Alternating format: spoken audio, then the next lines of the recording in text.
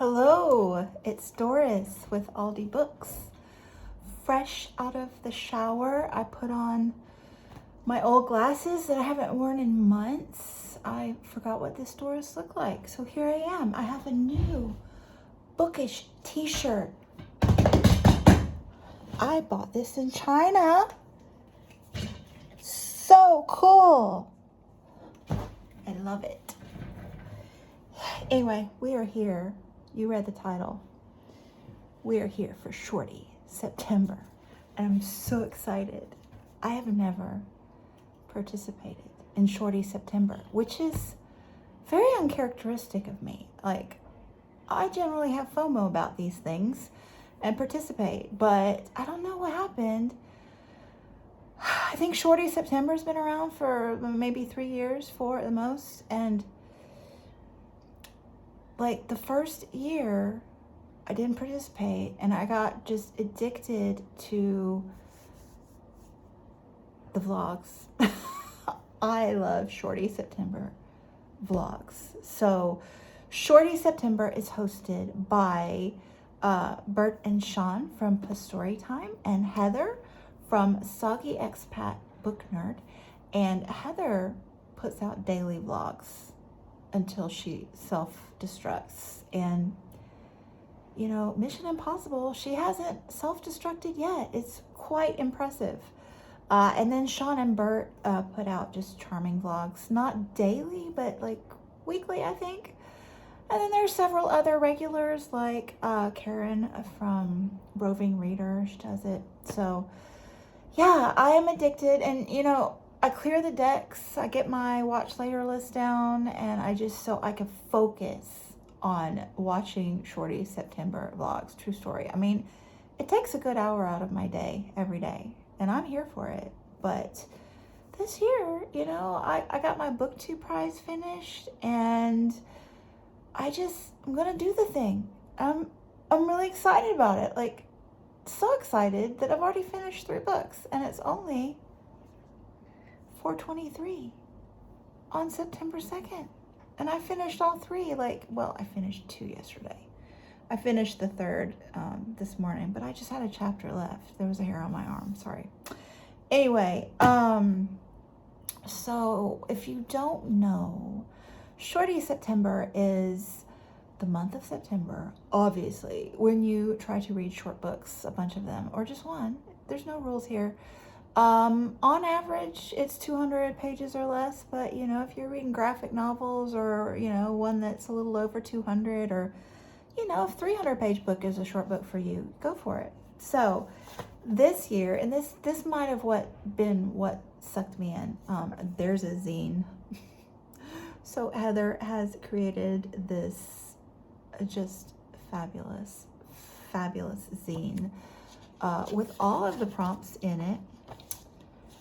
And I will link, I already say that, I will link PasStory Time and Soggy Expat below, so you can, you know, get the full spiel from the knowledgeable sources. But there's a zine with all of the prompts, and I decided a couple months ago that I was going to do this. And so I have been collecting short book titles.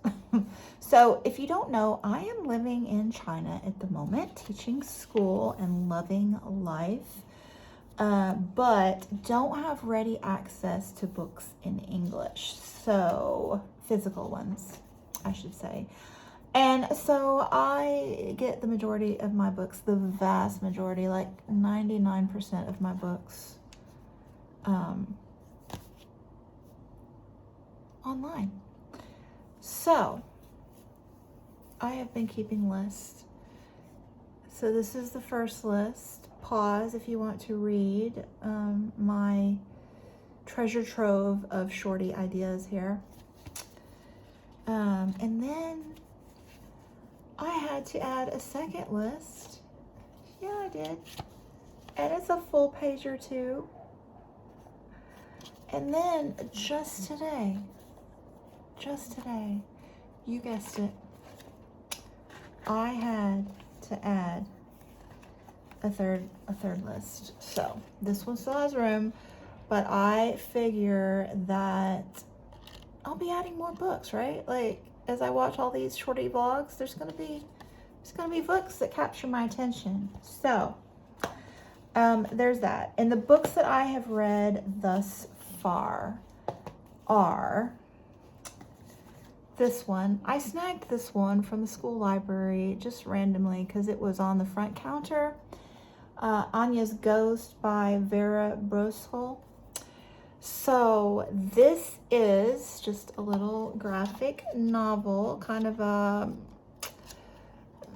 late middle school, high school vibe, and super cute initially. And then it gets a little darker. It does. So we have, this really hit with me because our main character, one of our main characters, is an immigrant, an ELL student. She immigrated to the US. I think it was the US, maybe the UK, probably the UK. In kindergarten, or I think kindergarten, or elementary school. And then there's another kid in her school, also from Russia, who still has a strong accent, and he came, more recently, and she's just trying to fit in, and fit into the I think a UK lifestyle, maybe American. I don't know. You can tell I don't pay attention to things, do I? Anyway, she falls in a hole and she meets a ghost, and I'll stop there. It had an interesting little twist that I wasn't expecting, but it got me. I don't really always enjoy graphic novels that are, stories. I gel more with graphic nonfiction, memoirs, historical, etc. But this was short and, cute. I enjoyed it. It was a quickie. So there's that one. And that one, I believe, I am going to use for the prompt of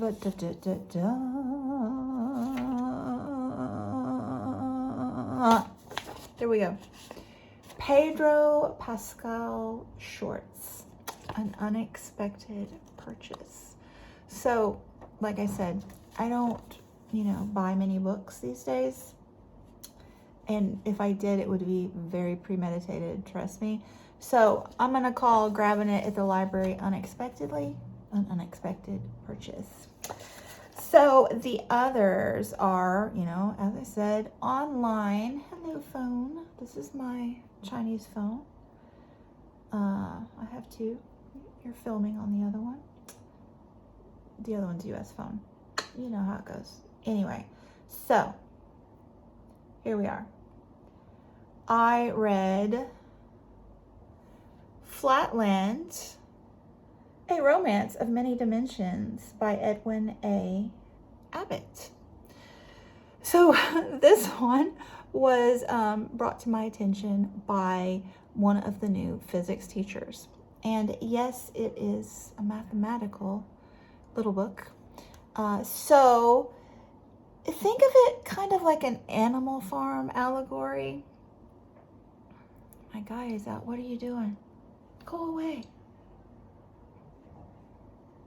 Like, it's bad enough with the birds distracting me, but now my guy's out here, like, mopping while I'm trying to... Do you see that? Like, do I need that kind of distraction when I'm trying to film? Anyway. So, where was I? Yeah, math. So, think about it as like an Animal Farm allegory, but with geometric figures. I know. So I really liked the social commentary in the first half of the book. It really packs a punch. This was written in 1884, I believe. 1880s for sure. And he's kind of talking to his people back in England, you know, class hierarchies and, you know, how we treat women, etc., etc. So it's pretty clever, pretty clever, pretty short. So the second half didn't hit me as, it didn't keep my interest as much, but, you know, short. So that's the beauty of this Shorty thing. I love it. I love it. So this one, I think I'm funny here. I think that I am going to count this one for Shorty Shorts, 70s and 80s book. Funny, right? So I'm sure that this is intended to be the 1980s, but it doesn't specify. So yeah, 1880s. There you go. And then the last one that I have already read is Tar Hollow Trans, Essays by Stacey Jane Grover. So this is written by a trans woman. Part of it is, you know, her thesis that she was working on, her research for that. So she researched Appalachia. She is from Ohio, and so why am I sweating? I feel like I've been here before, but the air is on. Anyway, yeah, so she pulls from her research, like with her family, different customs in Appalachia, like farming and the Amish, well, Pennsylvania Dutch imagery on the barns, all sorts of things like that, and just her own life experiences. And she writes these essays trying to basically process her place in the world. And I just found her writing super interesting, very thought-provoking, and just engrossing. So highly recommend that one. I would say that the introduction is very dry, like it's very academically written. So I would suggest you read like the first essay and then go back and read the introduction. Because the introduction is really important, like some of her ideas that she's trying to get across. The introduction is important, but the introduction is a little off-putting. So definitely read it, but read it with a grain of salt, knowing that the rest changes tone and is more engaging. Or just read a couple first and see if you're interested before you do the introduction. You know what I'm saying? So yes. What else? Like, okay, here's another thing we need to talk about. I have so many really cool notebooks. So, and you know, little paper pads and whatnot. So why do I insist on making a little important list on super scrappy little pieces of paper? I don't know. So I do have a list for this video. Let me see. 3 books, Shorty list, the zine. Oh, 2 more bits of information I need to share with you. So I think I was heading this way, but got distracted. My game plan for Shorty September is, I'm planning to finish at least the prompts for sure, but I debated on my approach. I don't have the stamina for 30 books in 30 days. These days, work is just too involved, and I'm all over the place. You know, this social life business, it gets in the way, but yeah. Anyway, so I didn't want to do that. Like, I know Karen from Run Right Reads, she did 30 books in 30 days in August. She's working on that. And Britta Bowler, she does August every year, 30 short books. So I was tempted to start early and just give myself like August and September to do 30 books, but obviously that did not happen. So what I decided to do is just read as many short books as I can, but you know, no stress here. Just read the short books and enjoy life and see how they stack up. I got lots of lists in here. And I can't vlog daily at all. No. I did manage the daily posts though. When was that? June or May? Anyway, I'm distracted here, but not gonna vlog it. However, I think that I am going to, I know, this is my plan. My plan is I'm going to do a Friday reads every week. So, posted my first Friday reads. It's Saturday here, but when I post this, you know, it's still middle of the night before Saturday for most of you guys. So, I'm going to post a Friday reads every week this month, and I will vlog mid-month book bash per usual. And by the way, mid-month book bash is next weekend. So mid-month book bash is just a fun weekend thing that I do every month, and you're welcome to join in. We just try to get a little more reading done. So it's always the weekend of or immediately after the 10th. So this month it is September 8th through the 11th. So we start on Friday and end on Monday. It's based on those 24 and 48 readathons that were so popular when I first got on BookTube like 5 years ago. Those are not a thing anymore, I've noticed. But anyway, 24 and 48 is not doable for me. But giving myself the cheat day on Friday and Monday, you know, I get more done that way. So that's the game plan. I got my Shorty list. I got my Zine prompts. I got my Friday read plans. So yeah, anyway, that's it. We had a typhoon yesterday. And I kept thinking it was just a baby one because we only got like 38-mile-an-hour winds here. But it turns out I finally saw it on CNN last night, and it was actually Category 4. But it didn't hit. It just skirted the coastline, so we only got the outer bands. But there are actually a lot of trees down. So, yeah. Anyway, I have a little bit of typhoon footage that I will post at the end. And also any random clips that I have not shared that I've recorded. I'll stick those at the end for anybody who likes the vloggy bits. And I'll probably do that on the Friday reads as well. I'm not intending to vlog except for mid-month book bash, but if I get any random bits, I'll stick them on the ends of the Friday reads. So, yeah, anyway, I think I'm done rambling. So, thanks so much for watching, and I'll be back soon. Bye.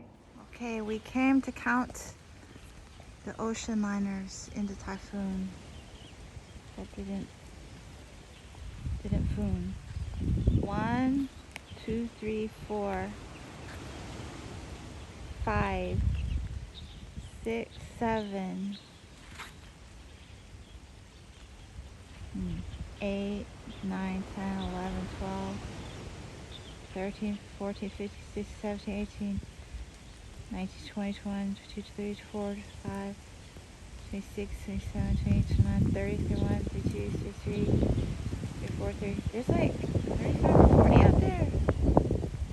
That's pretty cool. We're sheltering from the storm. Nobody out here but us. It's a baby storm. Oh, there's the wind. There's the storm surge.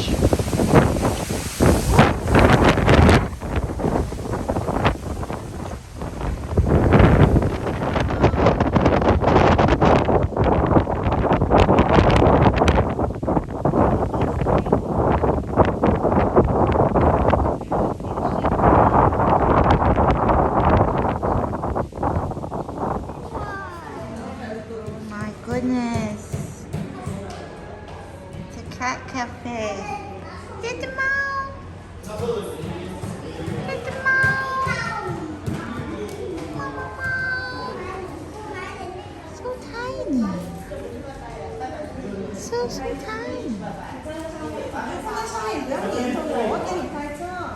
Little baby.